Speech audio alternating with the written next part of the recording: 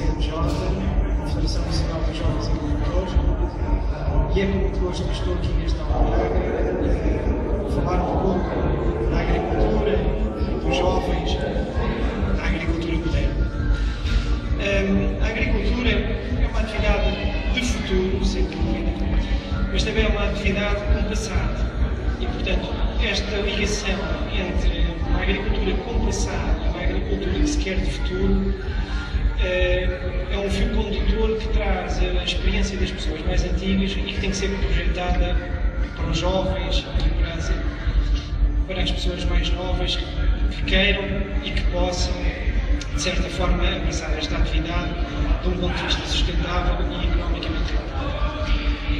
Nós na CNJ não temos a ideia de que a agricultura é uma espécie de subsídio ou de atividade menor no conjunto das atividades do país. Conseguindo, não vemos a agricultura como algo que alguém vai praticar meramente para ter acesso aos subsídios da Europa, da PAC, ou seja uma atividade meramente de subsistência. É verdade que temos muitos agricultores que ainda precisam ter uma atividade agrícola como complemento às suas parcas reformas, cada vez mais diminutas, infelizmente, mas não temos que ter hoje em dia em conta esse remanescente do histórico que é a agricultura, e temos que ter a agricultura como uma atividade competitiva e de mercado. E os jovens que vêm para a agricultura têm que ter exatamente essa postura, ou seja, hoje em dia é muito importante, antes de iniciar qualquer atividade, e a agrícola em particular, ter uma noção muito concreta do mercado que nós nos vamos dirigir, o que é que queremos produzir e acima de tudo, a quem é que vamos vender. Porque produzir na agricultura é fácil. Fácil, entre aspas, tendo em conta a dificuldade que o trabalho agrícola tem. Mas, enfim, produzir qualquer pessoa consegue produzir. O problema mesmo é vender. E é na questão da venda que é preciso ter muito cuidado. Eu faria tendo em conta aquilo que se pode entender como as potencialidades que a agricultura em Portugal ainda pode ter. Muita gente pensa que Portugal não é um país agrícola ou não tem condições para ser um país agrícola. É falso. Nós não temos condições para ter a agricultura que os outros têm. Ou seja, não podemos querer competir em regimes agrícolas e em produtos que sejam iguais, por exemplo, ao da Holanda, onde, por exemplo, os cereais tinham 40 toneladas por hectare e em Portugal tira-se 8. Ou seja, não podemos querer competir nas mesmas coisas que os outros. Se nós formos, pegando no ciclismo, uma terra que conhece o ciclismo, se nós tivermos uma equipa de sprinters, não podemos querer ganhar uma prova de montanha. Temos que ser fortes no sprint. E aqui é um pouco a mesma coisa, ou seja, nós temos condições edafoclimáticas, de solo, de clima, que nos favorecem em certos tipos de produtos e nos desfavorecem de outros. E, portanto, é nesses mesmos produtos em que temos vantagens competitivas que temos que buscar. Só para dar uma ideia do potencial que ainda existe na agricultura, apesar de hoje em dia se falar muito de que temos crescido, é verdade que temos crescido a nossa produção, nós ainda somos extremamente deficitários, nós ainda temos um déficit alimentar entre as coisas que importamos e aquilo que exportamos, na ordem dos 3 mil milhões de euros. 3 mil milhões de euros é muito dinheiro, é muita produção. Só para dar um exemplo, por exemplo, na década de 70, o conjunto da agricultura e da indústria em Portugal representava 49% do PIB. Na década de 80, portanto já inclui os primeiros 5 anos da União Europeia, essa mesma porcentagem era de 44%. Depois, na década de 90, caiu para 24%. Ou seja, em 10 anos, nós perdemos 20% do peso no PIB do conjunto da agricultura e da indústria. O que quer dizer, grosso modo, Portugal desindustrializou-se para um lado, isso é fácil de perceber pela quantidade de produtos que deixámos de cá fabricar, nomeadamente na indústria agroalimentar. Todos lembrarão da quantidade de empresas que trabalhavam ao nível das conservas e dos transformados, que hoje em dia não existem, que era a própria produção agrícola, porque ela, em termos relativos, mesmo que não em termos de volume, sendo certo que em volume nós continuamos a produzir, grosso modo, a mesma coisa que produzimos antigamente, só que os preços relativos do produto agrícola, há 20 anos esta parte, caíram imenso. Aliás, só tem sido sustentável a quebra progressiva do poder de compra dos portugueses, porque os agricultores tiveram, de certa forma, a subsidiar a queda dos salários dos portugueses. Ou seja, conseguimos dar de comer às pessoas cada vez mais barato. Um pouco em contraciclo daquilo que é a procura crescente de alimentos a nível mundial. Portanto, temos ainda aqui um grande potencial pela frente. Potencial quer ao nível da quantidade de produtos a produzir, quer um potencial em termos de valorização dos mesmos produtos. Não faz sentido, hoje em dia, estarmos a querer apostar em produção em grande escala e produção para baixo valor, porque aí iremos encontrar competidores internacionais muito mais fortes que nós, nomeadamente a Espanha e a Itália. Basta pegar no exemplo, por exemplo, do azeite, em que o azeite em Espanha é muito mais barato que em Portugal, ou no caso da uva de mesa, em que a uva italiana é mais barata que a uva portuguesa. Não quer isto dizer que nós não tenhamos condições para trabalhar nesses mesmos produtos. Temos, mas temos que o fazer de uma forma diferente. Por exemplo, pegando no caso da uva de mesa, que é algo que, por exemplo, aqui esta região pode produzir e, no meu entender, deve produzir. Porque se nós temos tantos produtores de uva para vinho com dificuldades em escoar a uva, penso que faria sentido pensar em reconverter grande parte da vinha, de vinho para vinha de uva de mesa. A uva de mesa em Portugal nós importamos ainda 40% da uva que consumimos. E curiosamente já consumimos mais uva do que hoje em dia, exatamente pelo facto de estarmos a importá-la. Se formos verificar o preço da uva de mesa à produção e o preço da uva de vinho à produção, o preço da uva de mesa é extremamente compensador. É verdade que nós podemos apanhar a uva para vinho, passando alguma máquina e que vai tudo a leite. A uva de mesa não pode ser assim. Mas mesmo tendo em conta essa diferente prática cultural, ainda há aqui um grande campo para avançar. E temos exemplos de sucesso, nomeadamente no Alentejo, quem não se conhecerá aquela do Val da Rosa, ali na zona de Ferreiras, que uma única empresa praticamente já está com uma cota de mercado enorme em uva de mesa em Portugal e está a exportar e desenvolver um novo produto com as uvas sem grainha. Não são algo que eu particularmente aprecio, eu gosto de saber tudo de grainha. Mas enfim, são opções de mercado e o mercado hoje em dia tem um pouco de espaço para tudo. Tem um pouco de espaço para tudo. Temos é que saber encontrar os nossos próprios espaços. E por conseguinte eu penso que, de certa forma, temos que caminhar para isso e os jovens têm que ter em conta esta realidade. E têm que saber que também não vão caminhar sozinhos. Hoje em dia ninguém pode caminhar sozinho. Se eu quiser ir depressa, vou correr sozinho. Mas se quiser ir longe, o melhor é fazer um percurso acompanhado. E aqui a agricultura não é uma prova de 100 metros, é uma maratona. Até em termos dos próprios tempos. Se nós estivermos a pensar, temos vinhas com facilidade com umas dezenas de anos, temos pomares com outras dezenas de anos. A agricultura tem que ser pensada no longo prazo.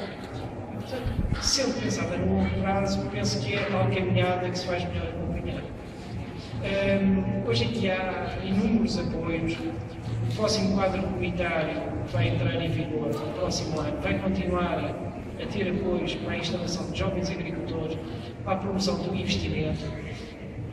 São ferramentas importantes, eu diria mesmo indispensáveis, para nós podermos ter um arranque da nossa atividade agrícola, mas só podem ser verdadeiramente apreciadas e só podem verdadeiramente ser usadas do ponto de vista sustentável se o jovem não estiver a pensar no subsídio. E eu com isto quero dizer o quê? Vamos pegar um exemplo de alguém que se quer instalar, o projeto é há 5 anos, e que faz as suas contas de exploração para, ao fim dos 5 anos, ter recuperado o dinheiro que teve que investir. Ok, chegou ao fim dos 5 anos e recuperou o dinheiro que investiu, portanto, pode-se dizer, grosso modo, se atendermos àquilo que hoje em dia são os apoios no Prodep para o jovem agricultor, ganhou 80 mil euros. Ganhou 80 mil euros, mas teve a trabalhar 5 anos. Se dividirmos os 80 mil euros por 5 anos, estamos a falar da volta de 16 mil euros por ano. Portanto, ganham em média mil e poucos euros por mês. Não é nenhuma fortuna.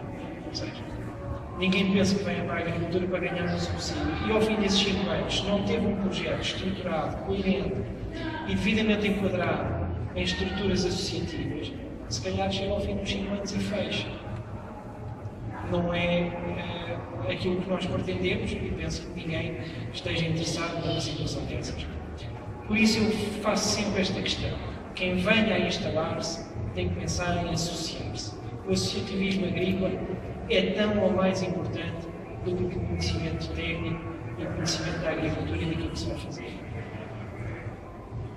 O sistema cooperativo resolve alguns desses problemas, mas não resolve todos. Até porque em muitas situações não existem cooperativas a trabalhar naquilo que nós queremos produzir.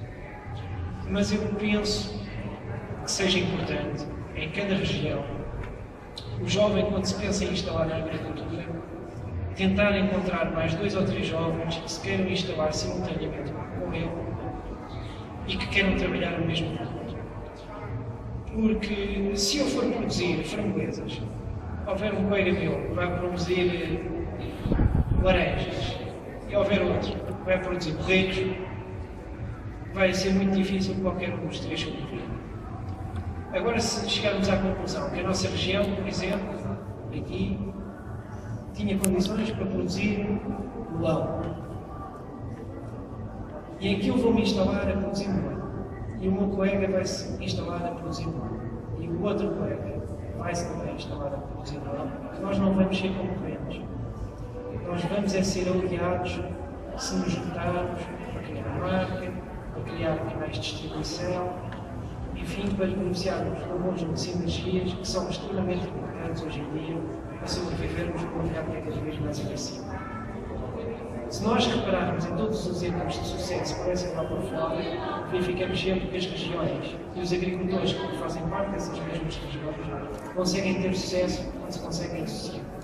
E o inverso é exatamente o contrário. Ou seja, fracassam na exata medida em que não conseguem gerar economias de escala no mesmo produto, não conseguem gerar sinergias por partilharem estruturas, por partilharem custos, por partilharem certo tipo de equipamentos. E pode parecer displicente, mas um agrupamento de produtores, o OP, por exemplo, beneficia de fundos na ordem dos 10%, exatamente para subsidiar este conjunto de estruturas. Um agricultor individual não consegue ter. Praticamente, em todos os segmentos de produção na Europa, os agricultores estão associados através de OPs ou agrupamentos de produtores ou cooperativas. O que quer dizer que beneficiam logo à partida 10% que nós não beneficiamos. Ou seja, quando nós vamos com o mesmo produto ao mercado, nós estamos a vender por €1 e eles podem estar a vender por 90 cêntimos. E estão a ganhar o mesmo que nós. O que é que vai acontecer? O cliente vai comprar tudo a 90 cêntimos e nós ficamos sem vender nada. Isto é terrível em termos de subsistência. Conseguindo, e a talho de encerramento desta intervenção, eu penso que a agricultura continua a ser uma atividade de futuro, continua a ser uma atividade interessante, mas obriga a 3 coisas. Primeiro, reflexão. Reflexão sobre aquilo que se quer fazer, a forma como se quer fazer e com quem se quer fazer. Uma segunda coisa que é determinação. Ou seja, o jovem, o menos jovem, quando vem para a agricultura, tem que ter resistência, resiliência. Não pode desistir à primeira adversidade. É aquilo que eu dizia há pouco, não é uma corrida de 100 metros, é uma maratona. E terceiro, tem que haver uma grande solidariedade e interconectividade entre quem vem para a agricultura. É o fator talvez mais crítico hoje em dia. Tem que estar disponível a aprender com os outros, a colaborar com os outros e a ir ao mercado junto com os outros. Os outros não são nossos concorrentes. Os nossos concorrentes estão lá fora. Cá dentro, na nossa região, podemos ser todos aliados uns dos outros. Cada um trabalhando para o seu lado, mas juntos conseguindo os mesmos objetivos. Mas como nem só da agricultura vive o mundo rural, e é possível desenvolver atividades no mundo rural, para além da agricultura, e o mundo rural deve ser visto de uma forma integrada, até porque é exatamente no trabalho em rede que é possível ganhar, de certa forma, sustentabilidade no mundo rural e também na parte da agricultura.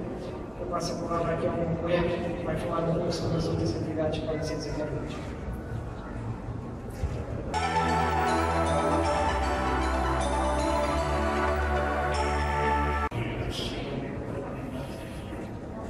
Muito obrigado, Carlos Franco. Peço desculpa, eu estou que não foi nem do vinho que bebemos antes, nem da seda, nem das coisas, foi mesmo uma situação de frio.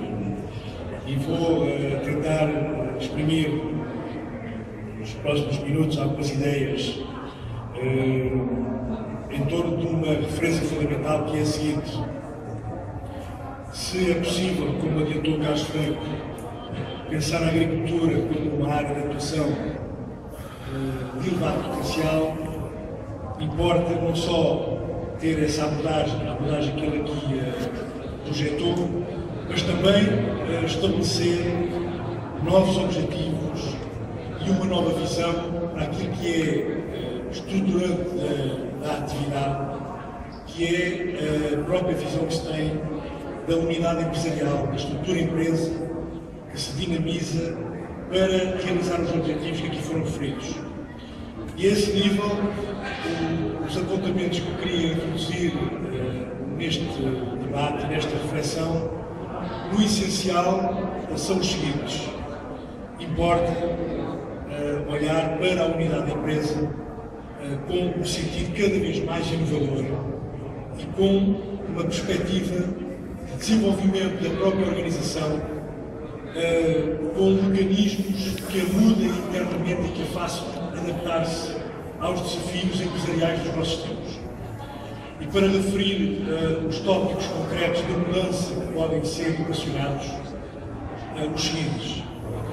Em primeiro lugar, nas organizações, nas empresas, o sistema de governação instituído, instalado, carece de progressão e de desenvolvimento, ao ponto, sobretudo, de admitir que hoje as organizações que triunfam, que têm capacidade competitiva, são aquelas que internamente instalam sistemas participados na própria gestão e na própria dinâmica interna, quer na relação dos recursos humanos, quer na relação da própria gestão. E, portanto, o próprio sistema de governação das empresas é essencial para que elas tenham capacidade para enfrentar os desafios nos mercados, como aqui referiu o Carlos. E esta matéria obriga a pensar nos sistemas de governação interna com um conjunto de mecanismos, por exemplo, de incentivo à participação de todos os colaboradores da organização, da empresa, em matérias tão relevantes como é, por exemplo, o caso da inovação. A inovação não é uma coisa que aparece nas empresas por via da transferência da inovação deste ou daquele ponto, ela é principalmente uma cultura existente nas empresas, nas organizações, que deve ser incentivada a todos os níveis e com todos os colaboradores. Por exemplo, premiar os colaboradores que participam ativamente no sistema de inovação das empresas, eis um mecanismo determinante para mudar a lógica de governação interna. Premiar a produção de inovação interna é algo que tendencialmente nos pode encaminhar para lógicas, por exemplo, de partilha dos próprios resultados da atividade da empresa a nível dos próprios resultados em termos de lucros. Isto quer dizer estruturar mecanismos de governação, de participação, mas que tenham, digamos, no seu conjunto, um sentido de eficácia para a própria organização. E esse é um tema de grande desafio, já que, de uma forma geral, as empresas mantêm uma estrutura muito hierarquizada, muito marcada pelas lógicas autoritárias e, por vezes, não aproveitam plenamente o potencial dos seus recursos humanos, sobretudo nestas vertentes da inovação e da mudança interna. O segundo elemento prende-se com a relação com o cliente e com a visão do cliente das empresas. Tendencialmente, há uma mudança que está a verificar-se, é que hoje já não se tem só aquela ideia de produzir e lançar um produto para o mercado que alguém vai comprar. Hoje já há muito a preocupação de conhecer o cliente, de ter uma ideia mais precisa dos seus interesses, das suas motivações, das suas expectativas, e há até, tendencialmente nas empresas, uma maior aproximação às estratégias de marketing, à relação com o cliente desta forma. Mas isto, nós devemos encarar esta visão ainda como a pré-história da relação com o cliente. Na verdade, o futuro da relação da empresa com o cliente passa por uma nova relação, que é uma relação quase de participação do próprio cliente nas dinâmicas internas da própria organização. Veja-se que, por exemplo, hoje, muitos produtos são concebidos e são desenvolvidos diretamente com a participação dos clientes. Os clientes são parte ativa na concepção e desenvolvimento de novos produtos.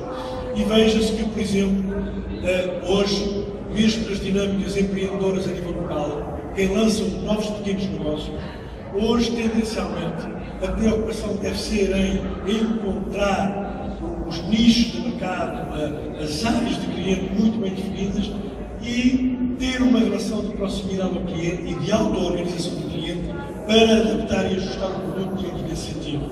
O que falha a esse nível é muito esta ideia de que é preciso uma boa publicidade, é preciso um bom conhecimento do cliente e isso chega. Agora, nós estamos a constatar que isso já não é verdade. Hoje é preciso uma proximidade do cliente de total publicidade, de praticamente admitir que o cliente é parte integrante da gestão da própria empresa, que ele é co-gestor do projeto empresarial. E estes mecanismos, através, por exemplo, hoje de uma ferramenta indispensável que é a internet, que são os mecanismos de identificação de clientes quase caso a caso, pessoa a pessoa, são cada vez mais verdade. E não nos podemos aliar desta realidade. A realidade dos nossos tempos obriga-nos a olhar e a pensar o cliente de uma forma, de facto, completamente diferente e cada vez mais neste sentido. Esta proximidade ao cliente já não é só para eu vender melhor, é para que o meu projeto empresarial, de facto, tenha um sentido de sustentabilidade cada vez mais consistente. Um outro elemento que eu queria referir vai muito ao encontro daquilo que o Carlos Freire aqui adiantou, tem a ver com a empresa inserida no seu contexto local e nas redes de cooperação. Hoje as empresas não se podem aliar da realidade local e dos mercados e dos contextos locais em que se inserem, porque as comunidades locais e o sentido, digamos, desta vida de proximidade influencia e de que maneira as empresas, e as próprias empresas também dependem muito de ambientes locais para o seu próprio desenvolvimento. Veja-se os casos conhecidos sobretudo nos anos 80, quando no norte de Itália um conjunto de PMEs se auto-organizava nas aldeias e nos territórios em torno de atividades comuns, marcas comuns, redes de vendas comuns, porque sabia-se que era a nível territorial, a nível do agrupamento, a nível da capacidade de ir competir nos mercados fora do local, que se desenhava ou se encontrava, digamos, os grandes desafios para as empresas. Já não podemos, de facto, pensar apenas nesta relação de mercado, aliando-nos, digamos, dos contextos locais. E para este efeito, tendencialmente está a crescer na Europa o conceito de franchising social, ou seja, um conceito que é um conceito que parte dos conceitos e das noções de franchising, daquela abordagem, digamos, daquilo que funciona bem, pode ser adotado por outros, pode ser mutualizado em diversos meios, em diversos recursos, e fazer isso num contexto de território.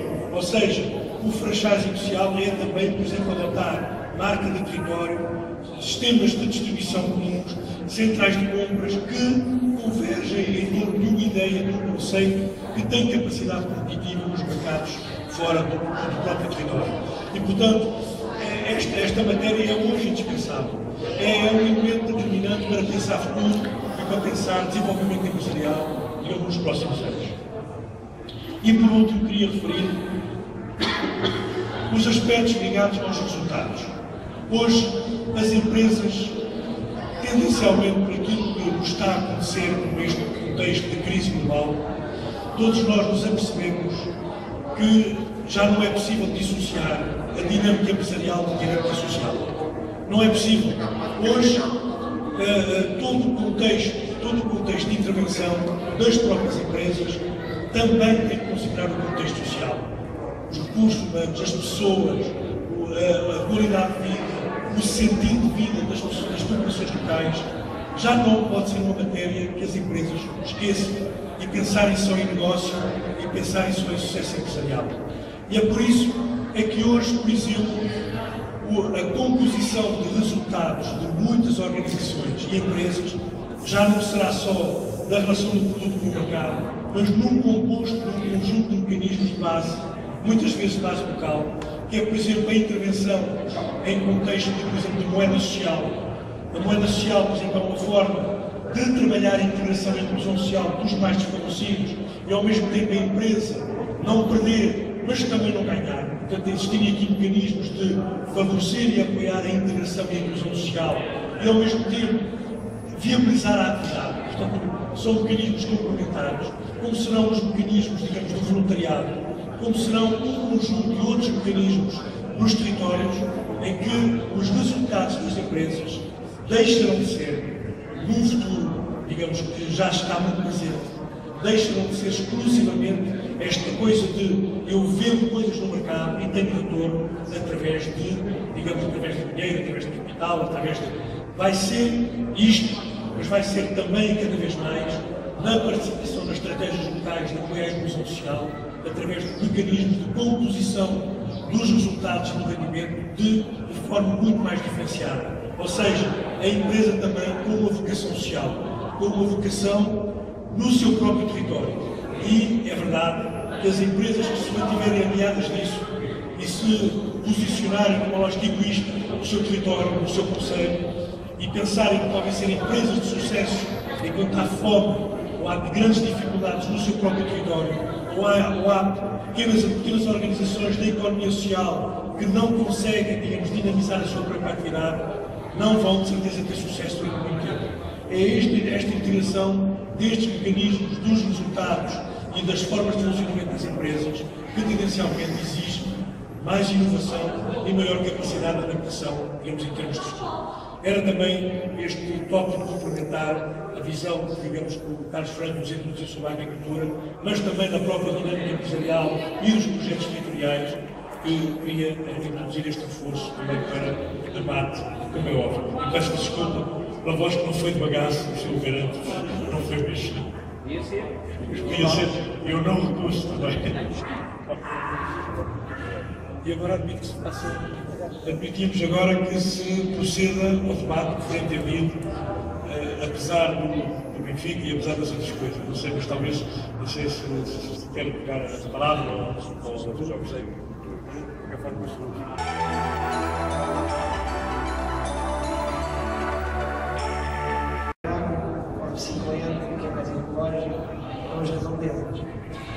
porque aquilo que historicamente uma região produziu e aquilo que neste momento ela está a produzir são sem dúvida os melhores indicadores daquilo que podemos vir a produzir mais. Porquê? Porque é aquilo que historicamente, consecutivamente, se demonstrou estar mais alimentada dessa mesma região. Aliás, um dos dramas que nós temos com muitos dos jovens agricultores que se têm instalado recentemente no nosso país é estar a querer produzir laranjas em Trás-os-Montes e estar a querer produzir castanhas no Algarve. Eu sou capaz de plantar quer umas, quer outras lá, se calhar até me aguentam uns 5 anos do projeto, mas depois é capaz da coisa não resultar muito bem. Por muitos motivos, não só pela cultura não estar adaptada à região, como também pelo facto de me irem faltar os tais parceiros que há pouco estava a falar, o tal know-how que cada região tem. O Michael Porter, esse guru da gestão que veio a Portugal nos anos 80, fim dos anos 80, princípio dos anos 90, disse muito bem que nós devíamos apostar, enquanto país, naquilo que sempre fomos bons a fazer. E é verdade. E isso aplica-se não só ao país, como a cada região, eu diria mesmo até a cada concelho. Por muitos motivos. E para além daquilo que eu falava há pouco, das condições ainda climáticas da região, há um fator que não é despiciante, que é o know-how, o saber fazer que cada região não tem. Fora do contexto da agricultura, no caso dos têxteis, nós verificarmos, por exemplo, a Itália, que tem uma região que é fortíssima em têxteis, há mais de 100 anos esta parte, e continua a liderar. E Portugal a mesma coisa, a região do Val do Ave, apesar de todas as dificuldades, ainda é onde os têxteis subsistem, a região de São João da Madeira, onde estão o calçado. Porquê? Porque as pessoas sabem fazer. Ou seja, mesmo que uma empresa feche, essas pessoas têm um know-how que conseguem levar para outra que nasce. E na agricultura é exatamente a mesma coisa. Ou seja, se eu tiver aqui, quem sabe trabalhar a vinha de uma determinada maneira, eu posso com mais facilidade iniciar um projeto de vinha, porque tenho pessoas que sabem fazer, que já fizeram, portanto tenho um saber de experiência feita. Se eu quiser vir para aqui produzir castanhas, ou framboesas, ou fisalas, ou outras coisas do género, acho que tem mais dificuldades. Quer dizer que não consigo, mas a probabilidade à partida, medida desse ponto de vista, será muito mais baixa. Portanto, se eu estivesse a pensar aqui nesta região, assim de caras, sem grande estudo, diria o melão, a melancia, a vinha. Sendo que a vinha pode ser para vinho ou de mesa, como há pouco referia, que acho que é um mercado que não está a ser devidamente explorado. Eventualmente a laranja para sumo, também durante muito tempo foi algo que aqui foi produzido, mas que já está com tal problema de já talvez não haver massa crítica de produção suficiente para quem se venha a instalar. Portanto, há sempre aqui este jogo dialético um pouco entre aquilo que já se está a produzir e aquilo que se quer vir a produzir. Portanto, de certa forma, grosso modo é ver o que historicamente se produziu e aquilo que se produz hoje em dia. Principalmente isso.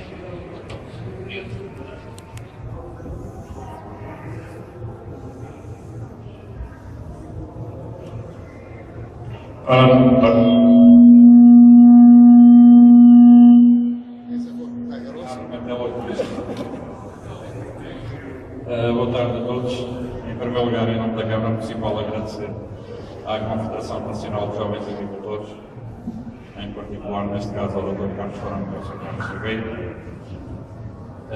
Eu julgo que a pergunta daquele senhor é bastante pertinente. O que é que nós podemos produzir aqui, no nosso Conselho? Estamos num Conselho onde a agricultura teve desde sempre um peso importante na nossa economia, na economia local. Os produtos que aqui se produziram durante muitos anos foram essencialmente a vinha. Era quase mesmo uma monocultura aqui no nosso Concelho. Todos os nossos campos estavam, quer na zona de Charneca, quer na zona de campo da Lesíria, digamos assim, era a vinha que predominava.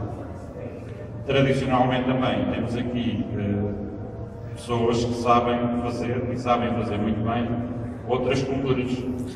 Isso tem-se vindo a provar ao longo dos últimos anos, a partir da altura em que a vinha começou a ser arrancada na nossa região e em que se produziram produtos muito diversos, como o melão, tradicionalmente era produzido por produtores de Alpiarce, mas se tinham que deslocar para outros concelhos, nomeadamente a Vila Branca, para a Zambuja, a Valada, para a Salvaterra, que era onde havia bolsas de terras disponíveis para este tipo de cultura.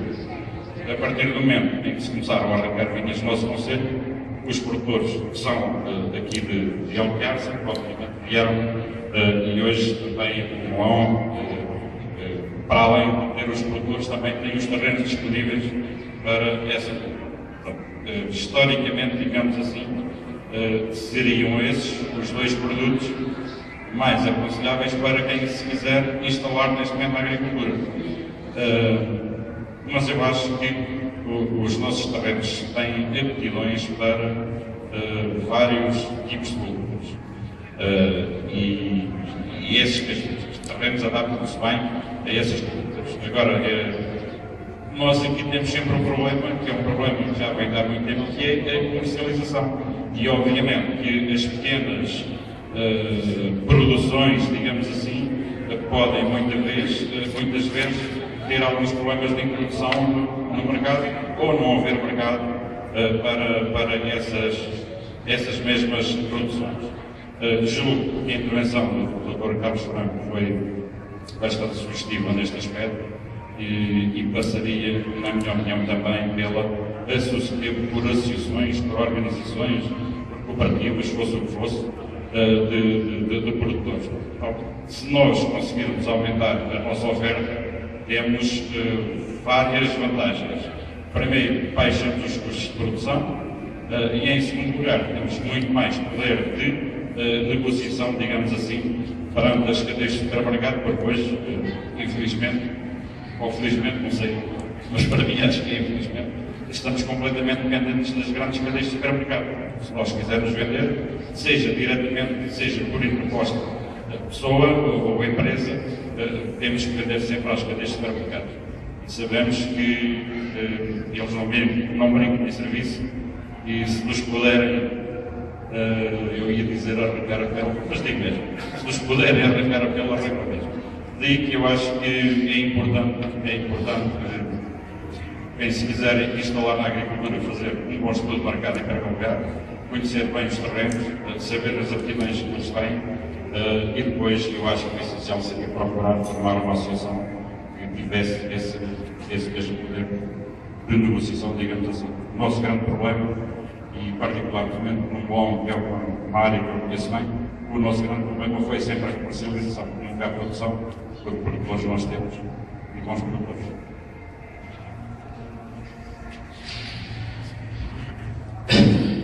Então, boa tarde a todos. Eu não sou do Conselho de Alpiarça, sou do Conselho de Santarém. Portanto, vamos traduzir isto já de outras maneiras, com outras culturas. De facto, aqui o Conselho de Alpiarça tem duas características importantes, que é o Val do Tejo, que este tem a parte aqui da Charneca. Ali o Santarém, portanto, Santarém já é um bocado diferente.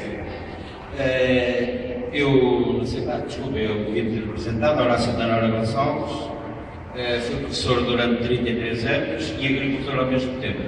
Deixei de ser professor e ainda bem, porque está cada vez pior, ao ensino, e dedico-me só à agricultura. Tenho um curso agrícola também e tenho estágio em culturas herpesas.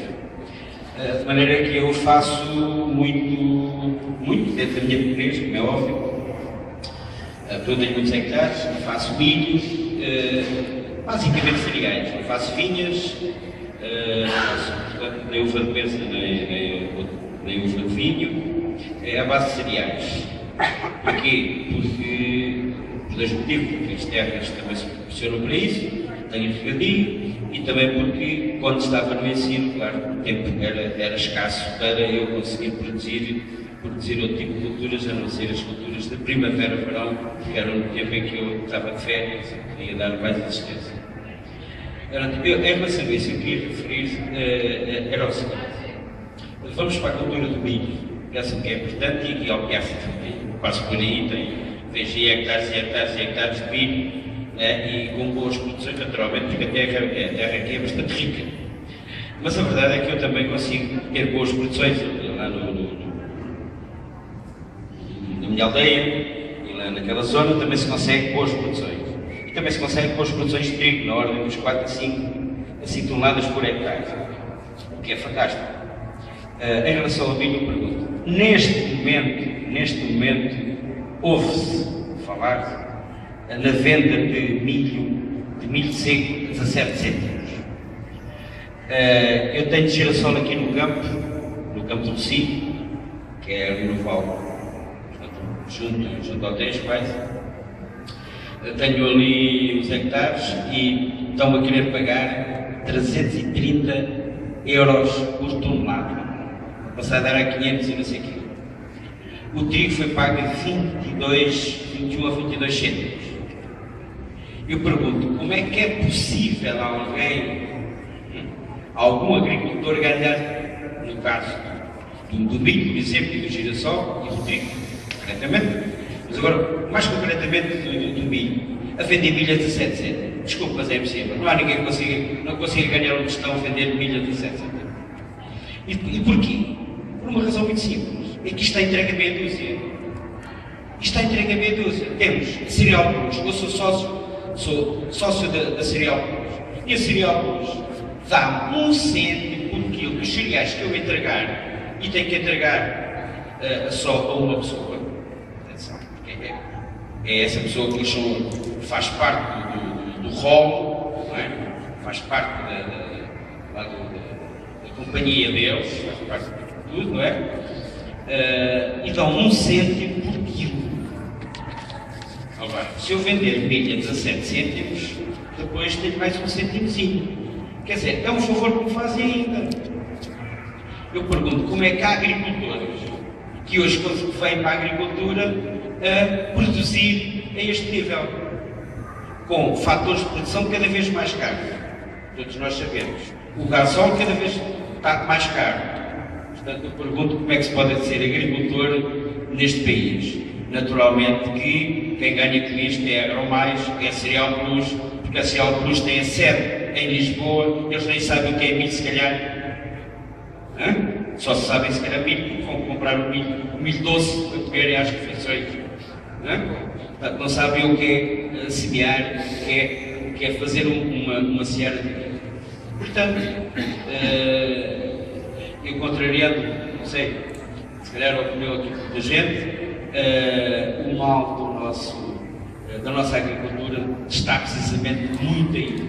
Eu pergunto, eu associava-me, fácil, o associativismo é muito bonito, mas, por exemplo, no caso dos cereais, do milho concretamente, ou seja, quanto é que custa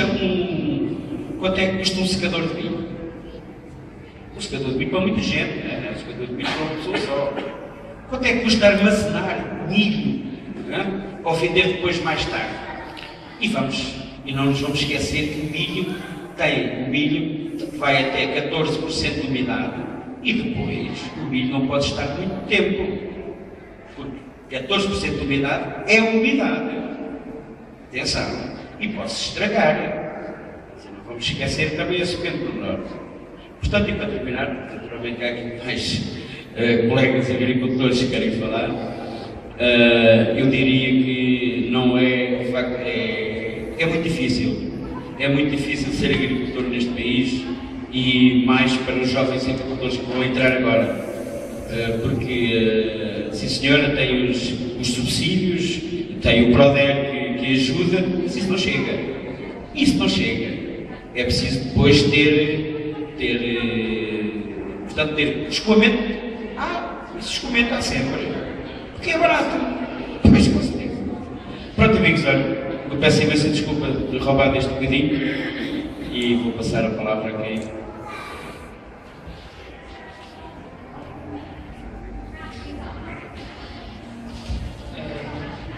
Pegando aqui nas coisas que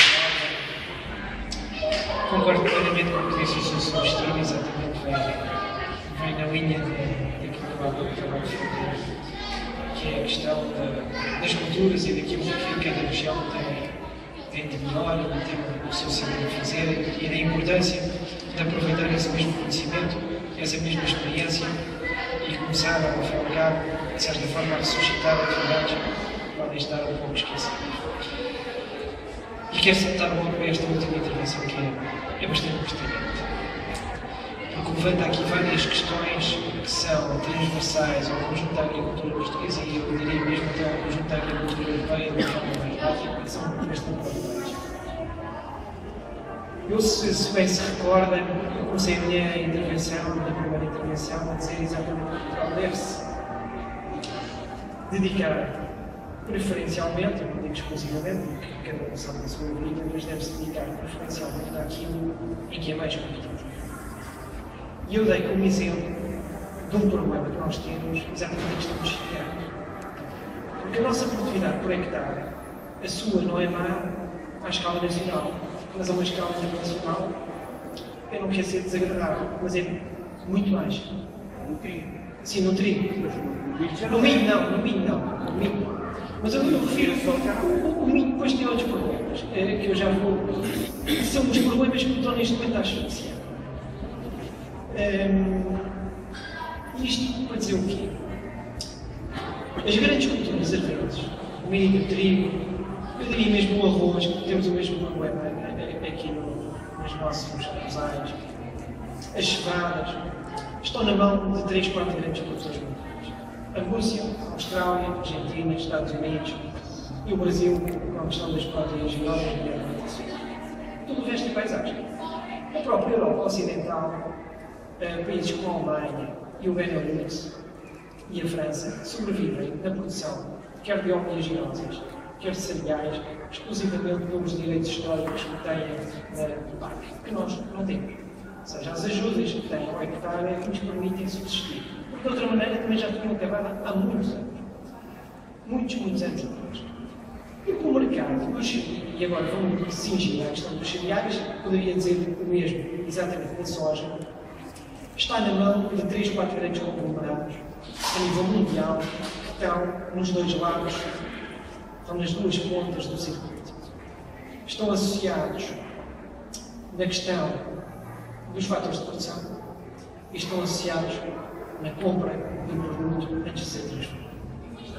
O cereal é um produto homogéneo para o petróleo. Sofre desse problema. Ou seja, eu tenho castas de uvas, tenho espécies de melão, mas o cereal, dentro do seu tipo, grosso modo, é indiferenciado. Ou seja, o milho que é produzido em Portugal é exatamente igual ao milho que é produzido na Argentina, ou na Austrália, por aí adiante. Antigamente, há umas décadas atrás, esse efeito nem era bem assim. Porquê?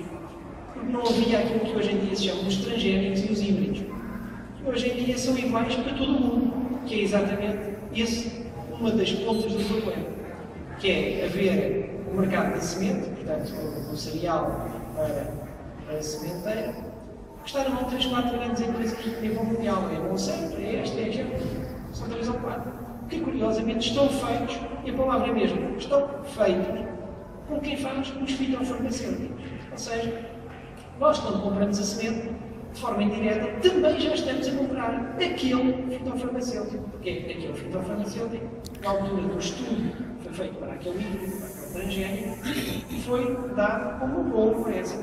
Ou seja, compramos logo um pacote. E somos obrigados a comprar esse pacote. Porquê? Porque essa semente e esse tratamento é o que nos permite ter uma maior produtividade, a maior produção por hectare. Que nós precisamos ter essa grande produção por hectare, porquê? Porque o preço, porque esses mesmos que nos vendem a semente do fitofarmacêutico, que nos compram o cereal. Ou seja, como nos compram por um preço muito baixo, obrigam-nos a comprar uma semente e um fitofarmacêutico que garante uma grande taxa de produção. Ou seja, nós estamos, de certa forma, obrigados a comprar e a vender à mesma pessoa. O que é que a gente está a vender? Nós não estamos a vender o nosso trabalho. Nós já não somos verdadeiramente empresários. Somos escravos para essa empresa que nos vende a semente, o fitofarmacêutico, que nos vai comprar o cereal. Curiosamente, isto é uma coisa que está estudada já há mais de 10 anos. Isto é um fenómeno que começou a acelerar e a incrementar de uma forma brutal e agressiva nos Estados Unidos. Curiosamente, nos Estados Unidos é de onde vem esta verdadeira agressão ao agricultor. E, de certa forma, até ao consumidor final, dado, enfim, os condicionalismos ecológicos e ambientais, que é o uso de transgênicos. Esta corrida pela alta produtividade e pelo baixo preço começou em força nos Estados Unidos para cereais usados para a alimentação animal. Porque a carne também tem vindo a ter um processo de intensificação da sua própria produção e uma baixa crescente de preço que obriga a que os cereais também sejam cada vez mais baratos. Portanto, entramos aqui num ciclo infernal de cada vez ter mais produção, cada vez o preço ser mais baixo, vender para animais que cada vez são vendidos a um preço mais baixo e são produzidos de uma forma cada vez mais intensiva. Isto nos Estados Unidos gerou um outro efeito que cá, por exemplo, também já começa a aparecer nomeadamente no setor do leite, que é o fenómeno do cada vez tem que ser maior, tem que crescer mais, para ganhar economias de escala que depois não ficam para mim, ficam para quem eu vendo ou para quem eu compro a semente, para poder manter. Como agravante, é que no meio disto tudo vai entrar o endividamento. Isto já se passa, por exemplo, no norte do país, o leite, em que eu vou comprar os fatores de produção à minha cooperativa, como já não tenho dinheiro, tenho que financiar a minha atividade à espera de depois que eles me paguem o trabalho, então eu vou me endividar junto de quem vou comprar os fatores de produção. E por conseguinte, eu já tenho uma dívida e já tenho uma obrigação. Tenho a obrigação de vender para conseguir pagar essa dívida. Ou seja, já não só estou no ciclo de comprar caro semente, vender barato produto, como já nem sequer posso sair do circuito. Porquê? Porque já estou agarrado por um efeito dívida. Isto nos Estados Unidos gerou um movimento de tal forma brutal, a quantidade de suicídios que há ao nível dos agricultores que estão a produzir cereal nos Estados Unidos é quase equivalente aos suicídios na Suécia, que é conhecido por ser o país onde as pessoas mais suicidam. Exatamente porquê? Porque gera uma economia de dependência. O agricultor, a partir da altura em que contrai essas dívidas para poder manter-se em atividade, aumentar os investimentos, porquê? Porque tem que investir em nova maquinaria, tem que investir numa escala de produção cada vez a maior, cada vez mais agressiva, em que ele já não domina nada, em que às 2x3 já está escravizado pelo serviço da própria vida. E é isto que eu alerto sempre. Atenção, porque este tipo de culturas são extremamente perigosos da forma como o próprio mercado que está organizado, está caracterizado, quer ao nível de quem vende a semente, quer ao nível de quem compra o cereal, que eu sempre me manifestei muito cético quando vi toda a gente a produzir milho em Portugal. Eu sei que a gente tem condições para produzir milho, mas tínhamos condições para produzir milho se o mercado não fosse assim. Tendo em conta a forma como o mercado trabalha contra o próprio agricultor e contra, de certa forma, a própria consumidora, tendo em conta o tipo de produto que me dá, é extremamente perigoso entrar nesta competição. Porque mais tarde ou mais cedo vamos estar ou a trocar cereal por dinheiro, ou seja, estamos a trabalhar quase só para aquecer, ou podemos eventualmente até cair em circuitos de dependência, como já se passa, por exemplo, em muitas pessoas que estão no norte do país com o sistema do leite. Há muita gente neste momento que está a trabalhar só para pagar os investimentos que fez em instrumentos de recolha, em todo o processo de modernização que teve que ter nas vaquerias. Portanto, é preciso ter, como há pouco dizia o professor Celestino, é preciso estudar muito o mercado antes de entrar no mercado. O seu caso já lá está, tem de pensar o que é que há de fazer agora que já lá está. Para aqueles que ainda não estão, eu dou sempre de conselho, pensem muito bem antes de entrar nesta fria. Isto, como dizem os brasileiros, é mesmo entrar numa fria. É a vantagem das culturas que não estão tão dominadas ao nível da comercialização. São os hortícolas, são as frutas, embora cada vez já estejam mais dominadas ao nível dos fatores de produção. Infelizmente, hoje em dia ao melão, ninguém usa sementes de um ano para o outro, vai ter que as comprar. Portanto, já está na mão de quem produz a semente. Se já está na mão de quem produz a semente, provavelmente também já estará na mão de quem produz os fitofarmacêuticos. Não esquecer que uma coisa anda com a outra. Faz de conta que há um a fazer a doença e o outro está a fazer a cura. Ao fim e ao cabo é a mesma coisa. E por conseguinte, é preciso ter isso em conta. E encontrar todos os mecanismos que, de certa forma, me permitem curto-circuitar isto. Ou as compras em grupo dos fatores de produção, ou tentar comercializar o produto em base local. Mas enfim, é sempre muito pernicioso de todas estas circunstâncias. E o mercado dos cereais, sinceramente, é um mercado que não é para português. Não temos dimensão sequer para conseguir lutar nesta luta de gigantes, que curiosamente é influenciada pelos fatores climatéricos nestes diferentes países. Esta bolha que se verifica no milho, nos cereais, teve muito a ver com a crise que houve de produção nos Estados Unidos aqui há uns anos atrás e o grande consumo que houve com os biocombustíveis nos Estados Unidos, que é uma bolha que neste momento já está arrebentada, está a desinflacionar e daí a queda dos preços que falou há pouco. E os preços, sinceramente, há todas as indicações que são fortemente especulados.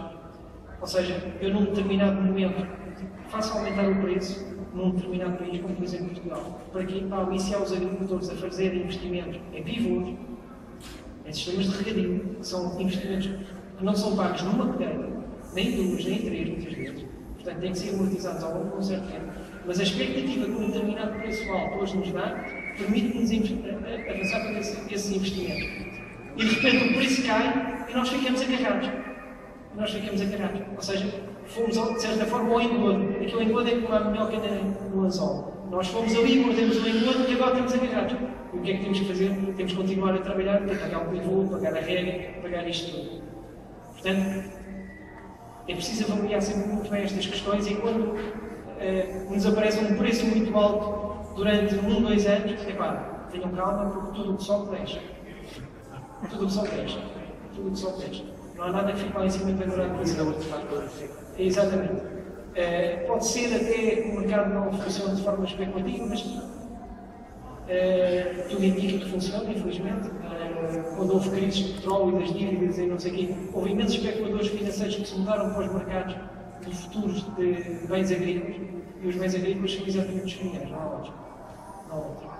Portanto, ou seja, se quiserem trabalhar no mercado do petróleo e da especulação, estão à vontade. Mas, sinceramente, depois acontecem estes problemas e não há muita volta a dar, não temos muita forma de aliviar isso.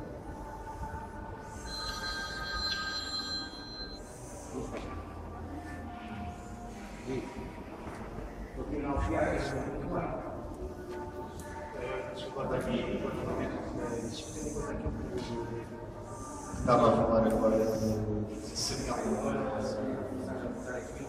a nossa praia. Há pouco também estava a dizer que temos que ter em conta o que é que se produz regionalmente, temos culturas culturais, mesmo culturas regionais. Falou também do início, da abordagem do barco, primeiro iniciar, começar-se a acabar mesmo as culturas. Em termos, eu sou mais esta formação, desempregado no momento, o mercado não aceita atualmente tantos profissionais nesta área. E pensei, vou voltar às origens da família, apanhar uvas, apanhar frutos e poder vender. O que acontece é que ser pequeno, haver essas associações de proprietários conscientes, talvez e entregava-se a fruta, tanto os familiares como os produtores da região, à associação, e depois vinha-se no dia seguinte a dizer: olha, a fruta foi toda para a fossa, no mercado da Ribeira, e todo o trabalho que se tinha, das pessoas que se tinha que pagar, não se via dinheiro nenhum, porque estava-se associado, não é? E ia para a fossa. Supostamente ia para a fossa. Pelo menos nas frutícolas e hortícolas era assim que acontecia. Agora estava a mudar aqui um panorama, numa larga escala, ainda muito mais tempo.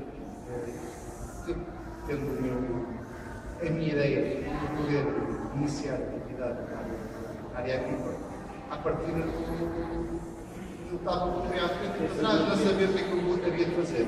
Agora, se calhar, estou com 2 pés atrás porque não sei se isto poderá valer a pena. Porque se vemos um panorama tão negro em termos de mercado, não é em termos de produção, que eu dependo, o problema não está na produção, nem na qualidade da produção. O problema está no modo, na comercialização e de canalização de produção. Substancial. Não é isso. Não temos as capacidades de competir com o estrangeiro. Em termos de hortícolas, se calhar já conseguimos produzir em boa qualidade. Tenho muitos colegas que iniciaram um processo já de hortícola há 10 anos, dos quais em economia começou a produzir, tinha empresas grandes multinacionais e grupamentos portugueses. Produz agora 200.000 alfaces, que eu fiz por 200.000 alfaces mesmo em Carlos Caldas. Sim, senhor, produziu 200.000 alfaces, quando foram lá para buscar, só preciso de 100. Então, mas pediram 200 mil. 200 mil. Só preciso de 100 mil. Então está bem, então vai. Vem cá um caminhão, vem cá buscar 50 mil. E disse-me 100 mil. Não, amanhã vem cá buscar 50 mil. Pagaram 25 mil, então nós aos outros. Não foi tudo com lixo. Porquê? O baixo produziu bastante para o preço ser mais baixo e depois só mesmo aquilo que precisava. Mas não precisava 200 mil. Isto é quando eu digo que tem 2 pés atrás, é que nós nos surpreendemos com a nossa cultura de associações, de agrupamentos. Quanto mais vejo que os agrupamentos e as associações são para baixar o meu de ser um ciclo vicioso de endividamento da bandeira. Quando se trata de pôr a cabeça numa forma, olha, não vai ter que voltar a cabeça de ligar, deixa eu ficar a pisar mais um bocadinho, não pode ser assim, quem tem que ganhar sempre. Bom, eu respondo só rapidamente a esta intervenção. A associação não punha os 2 pés atrás, punha os 2 pés e as 2 mãos, porque a agricultura realmente é muito complicada. Referiu aí os problemas que existem com associações, cooperativas e agrupamentos. Isso é impossível desconfiar, e há pouco, por exemplo, que eu estava a dar na questão do leite, nasce um problema exatamente da lactogal, sem fugir aos nomes, depois com os nomes. E a lactogal é uma união de cooperativas. Portanto, às vezes são exatamente. Porquê? Aqui depende muito daquilo que se chama o controle democrático que existe sobre a própria organização. Eu, quando há pouco referi que era preciso associar, eu disse associe-se a 2, 3, 4 colegas seus, ou seja, pessoas de confiança, pessoas que você conhece, ou entidades que você sabe como trabalham.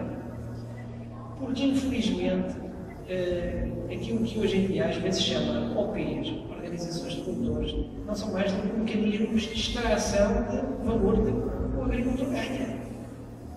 Aquilo que há pouco o colega estava a falar dos cereais, ele se calhar está a venda cereal como uma espécie de agrupamento. O problema é a forma como esse agrupamento trabalha e o controle democrático que existe ou não desse mesmo agrupamento. Esse é o grande problema. Aliás, esse sempre foi um problema das próprias cooperativas, em que, apesar de ser um nome e um voto, havia sempre ali mais 3 ou 4 votos que eram mais do que os outros. É aquele, faz lembrar aquela coisa daquilo dos animais, em que eram todos iguais, mas havia uns que eram mais iguais que outros, não é? É um problema. E, portanto, há aqui, de certa forma, garantir e assegurar o funcionamento democrático. Eu aqui, como digo, o funcionamento democrático não é só na questão eletiva, mas na própria forma como os ganhos são repartidos.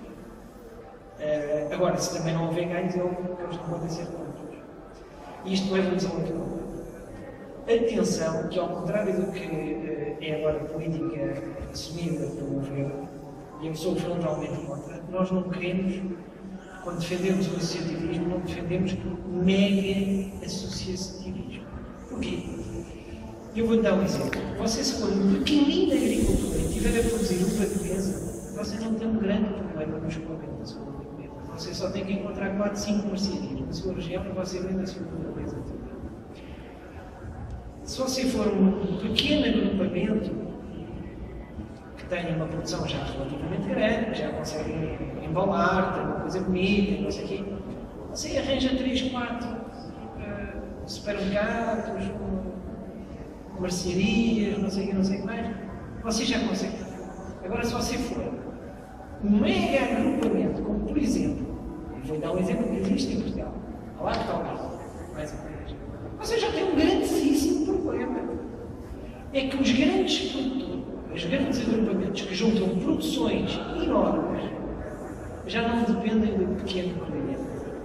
Estão na mão também das grandes superfícies, porque se você tiver 10 milhões de melões, você precisa de quem lhe compre 10 milhões de melões. E não é qualquer um que vai comprar 10 milhões de melões. Ou seja, você acaba também, de certa forma, por ficar refém da sua própria escala. Não sei se me estou a fazer entender.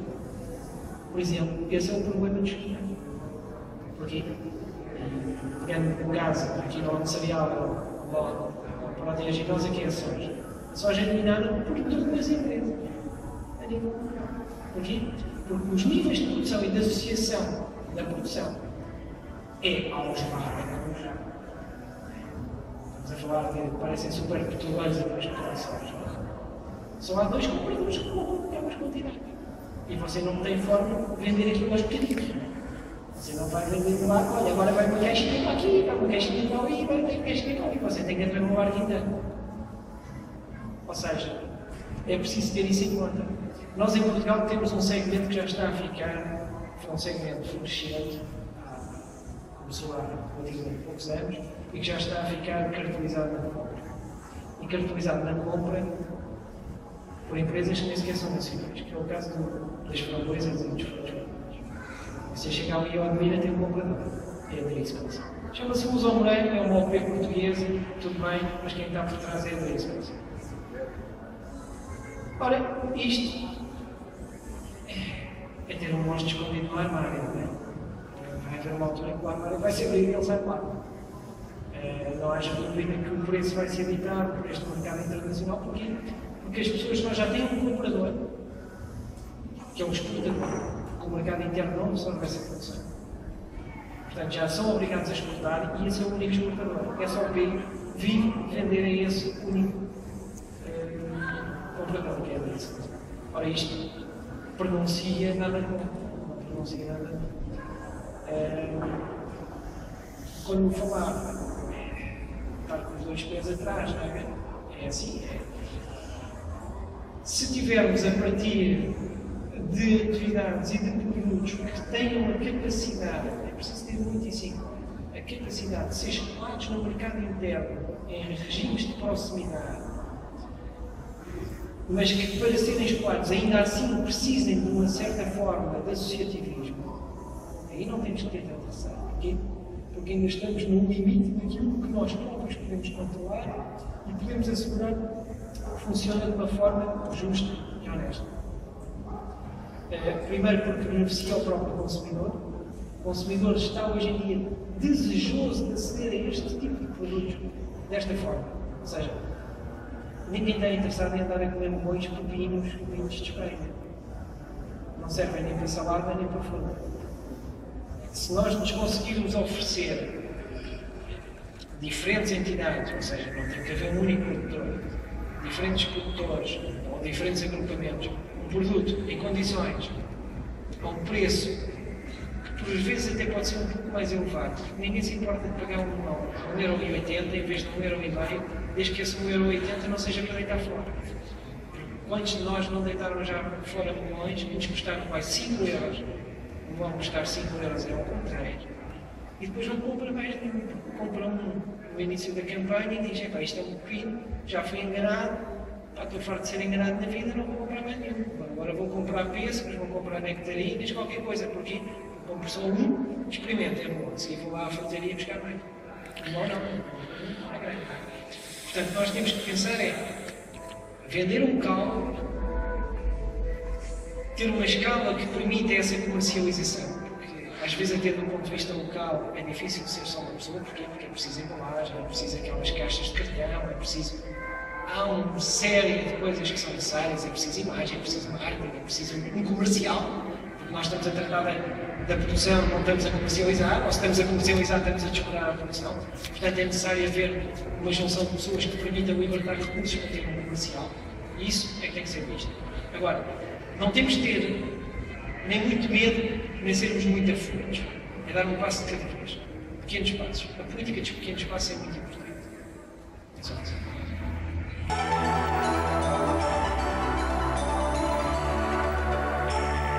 Estivemos assim no colóquio da agricultura, que está a decorrer ainda na tertúlia do Fado, aqui na Alpiagra 2013.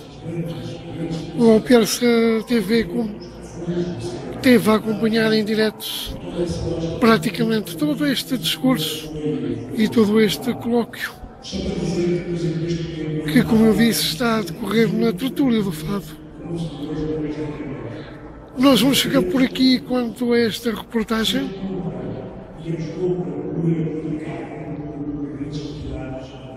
com a imagem de Rui Pedro Canha.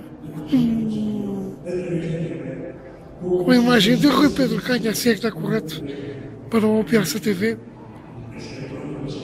Fiquem bem, até logo. E eu queria só referir isto para dizer o seguinte: hoje